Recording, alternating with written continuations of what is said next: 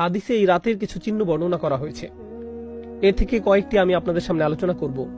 ওই রাতে কি খোঁজ করতে হবে তা কোনো কোনো হাদিসে বলা হয়েছে, যেমন সাহাবারা স্বপ্নে দেখেছেন। এমনকি আজকের দিনেও কোনো কোনো বিশ্বাসী স্বপ্ন দেখে বুঝতে পারেন কোনটি সেই রাত। এটা ইলহামের মতো একটা ব্যাপার। এটা এমন নয় যে স্বপ্নে দেখে তিনি সবার জন্য অনলাইনে ঘোষণা করে দিবেন। এটা মূলত তার নিজের জন্য। তিনি বুঝতে পারেন এটাই সেই রাত। অস্বাভাবিক এক প্রশান্তি, নিস্তব্ধতা তারা অনুভব করেন। সময় এলে আমি কিছু হাদিস বর্ণনা করব আপনাদের নিকট ইনশাআল্লাহ, সেই রাতের অনুভূতিটা কেমন হয় ইত্যাদি ইত্যাদি। কিন্তু এর থেকে আসলে 100% নিশ্চিত হতে পারবেন না। অ্যান্টার্কটিকার মানুষ তো আর কদরের রাতের নিদর্শন হিসেবে ঠান্ডা বাতাস অনুভব করবে না এবং বলবে না, ও এটাই লাইলাতুল কদর। এমনটা ঘটতে যাচ্ছে না। মানুষ বিভিন্ন ধরনের জলবায়ুতে বাস করে।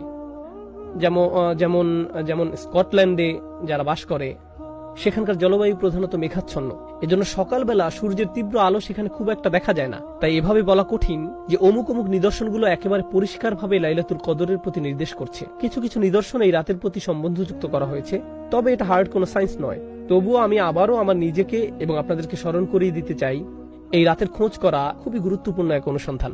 এটা সেই রাত কিনা তা বোঝার কিছু উপায় তুলে ধরছি। আবারও বলছি, এখানে ভৌগোলিক সীমাবদ্ধতার কথাটা মাথায় রাখতে হবে। ইন্নী কুনতু উরিতু লাইলাতুল কদরি সুম্মা নুসিতুহা। এই হাদিসে রাসূল সাল্লাল্লাহু আলাইহি ওয়াসাল্লাম বলেন, আমাকে লাইলাতুল কদর দেখানো হয়েছিল, পরে আবার আমাকে ভুলিয়ে দেওয়া হয়। ওয়াহিয়া ফিল আশরিল আওয়াখির, এর অবস্থান শেষ 10 রাতে। ওয়াহিয়া তালকাতু বালজাতুলা হাররা ওয়ালা বারিদা, বেশি গরম বা বেশি ঠান্ডা না। কানা ফিহা কামরান ইয়াফদাহু কাওয়াকিবুহা, যেন আলোকিত চাঁদ নক্ষত্রগুলোকে আড়াল করে আছে। এই রাতে শয়তান বের হতে পারে না। হাত্তা ইয়াখরুজু ফাজরুহা, অর্থাৎ ফজর পর্যন্ত কোনো শয়তান বের হতে পারে না। আত-তামানিনা, যেমন বলি সালামুন হিয়া হাত্তা মাতলাইল ফাজর, ফজর উদয় হওয়া পর্যন্ত শান্তি, ফজর পর্যন্ত শান্তি।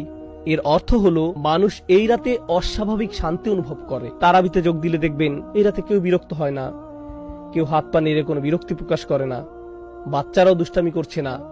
নিশ্চয়ই এর কোনো কারণ আছে। এরপর তিনি বলেন, ليلة القدر ليلة تلقى لا حار لا باردة تصبح الشمس يومها حمراء ضعيفة. কেউ কেউ বলেন নরম বাতাস প্রবাহিত হয়। This is رواه ابن خزيمة وصححه الألباني. পরের দিন সূর্য কেমন জানি লাল বর্ণ ধারণ করে। সূর্য উদয় হওয়ার সময় একটু লাল আকৃতি ধারণ করে। উদয় হওয়ার সময় এতে তীব্রতা দেখা যাবে না। قد يري الله الإنسان الليلة في المنام. এমনও হতে পারে এটি কোন রাত আল্লাহ ঈমানদারদেরকে তার স্বপ্নে দেখাতে পারেন। অনেক সাহাবীর ক্ষেত্রে এমনটা ঘটেছিল। তারপর রাসূল সাল্লাল্লাহু আলাইহি ওয়াসাল্লাম বলেন, ইন্নাল মালাইকা তিলকাল লাইলা আকসারা ফিল আরদি মিন আদাদিল হুসা। এটাও ইবনে খুজামা বর্ণনা করেছেন।